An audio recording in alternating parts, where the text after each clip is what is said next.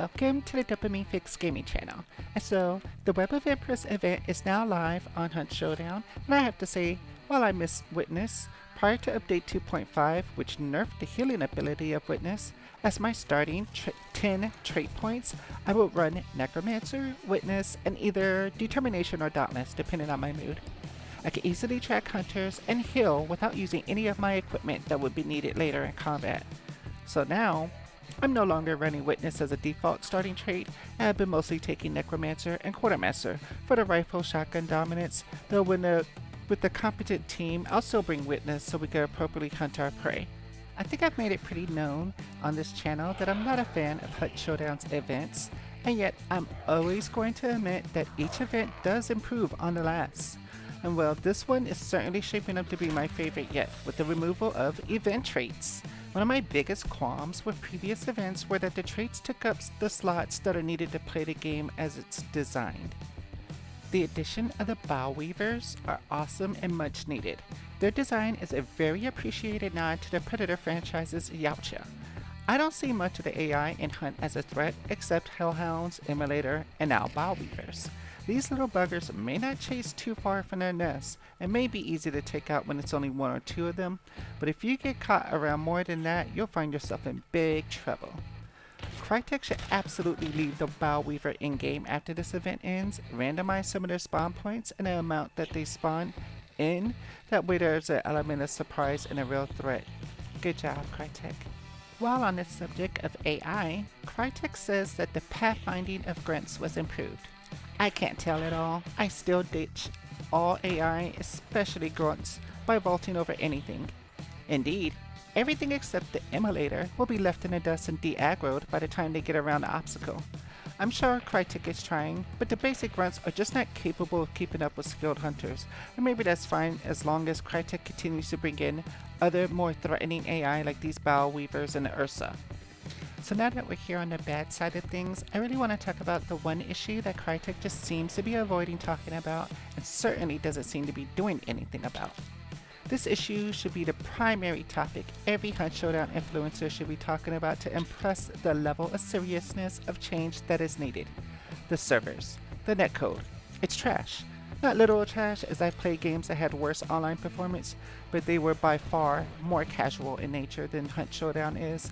And yet, there's not a single day I don't have a play session that isn't mired by at least a few games of rubber banding and being shot at them already behind cover. Since the launch of the new engine, my top right corner has been like a pride flag flamboyantly flashing every other match. Crytek should acknowledge the problem with the servers, netcode, or both, give us a timeline on when we can expect to see some improvements. There's far too many competitors popping up to just continue to do the same thing regarding the servers, because slowly and surely Crytek will bleed gamers away, and if the gameplay runs smoother elsewhere, it'll be too hard to win gamers back. Speaking of improvements, let's talk about one of Crytek's favorite items to work on, that being the UI. With regards to adding a random third, this has been a great of late addition. As someone who doesn't enjoy playing duos, being able to search for a third when needed is a breath of fresh air. Now if Crytek were to give us the ability to invite players from other consoles, that would really help bring Hunt Showdown matchmaking into 2025. Hunt Showdown could require hunters to create Crytek profiles, which I think they may already do. Link those profiles with our console profiles and add a search function, and we'd really be set. Onto my thoughts regarding the tarot cards. While I only really like 4 or 5 of the tarot cards, I still appreciate that they've been brought into the game and will hopefully remain as a fundamental part of the Hunt Showdown experience. Further, I hope that Crytek doesn't remove the tarot card concept, or even the ones that we have in game presently. Typical tarot decks feature 78 or more cards, so adding to that loot pool of potential cards that could spawn in a world should be the way forward, while keeping what is already present.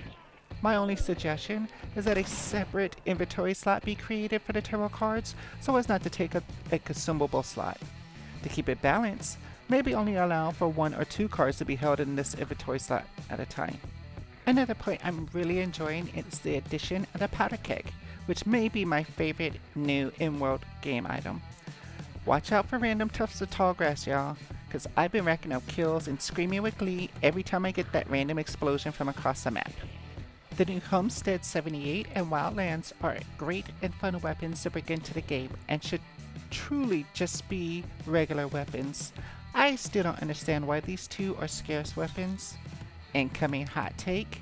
I think by the end of the event, Crytek should switch these two as regular purchasable weapons and make both the Aftermath and one of my favorite guns, the Nitro, scarce weapons.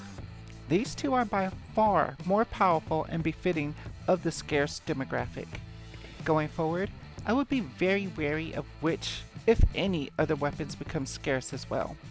Hunt Showdown needs to be growing the pool of real-world weapons that are brought into the game instead of sitting idle with the current amount, or worse, adding more fantastical weapons into the game. And also, please make explosive ammo scarce. The new addition of the locked extraction points has been incredibly fun with the Tarot Card Chariot, which I finally was able to use successfully in one of the included scenes. Locking some extraction points has been a great decision by Crytek and forces some to tactical decision making on anyone trying to make a run for safety. This will hopefully stay and be a part of the game even after the event ends. While we're back on the subject of the tarot cards, I feel like it's important to note that there are precious few that I would ever bring into the game due to how important consumable slots are. Even so, when the mood strikes and running with the right team, I'll bring the Chariot and even a Hangman, which is a pretty neat tarot card and when timed appropriately can lead to some game-changing plays.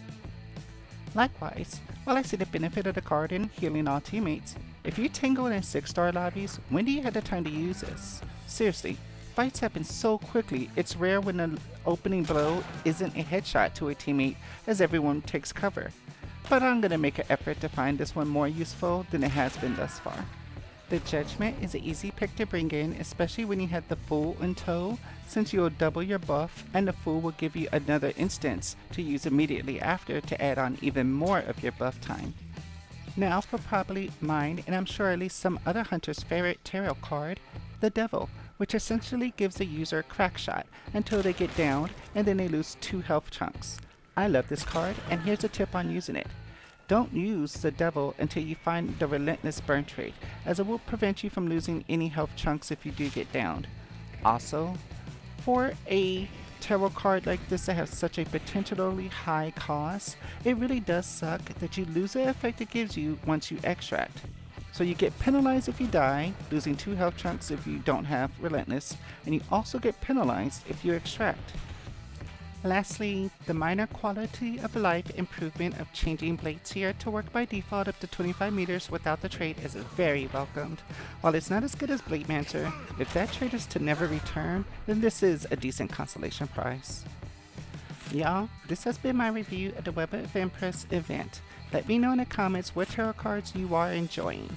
How's it feel having to contend with the new Bow Weavers? Most importantly to myself and hopefully the larger hunt community, have you been experiencing server issues during your matches? Do you ever feel cheated during matches, worn thin like the rubber on a tire showing its strands underneath? As ardent fans who want Hunt Showdown to continue to succeed, we must unite and let Crytek know we need more than just constant events. We need fundamental improvements to these connection issues. Like and subscribe if any of this resonates with you, and tune in for more Dopamine Fix Gaming.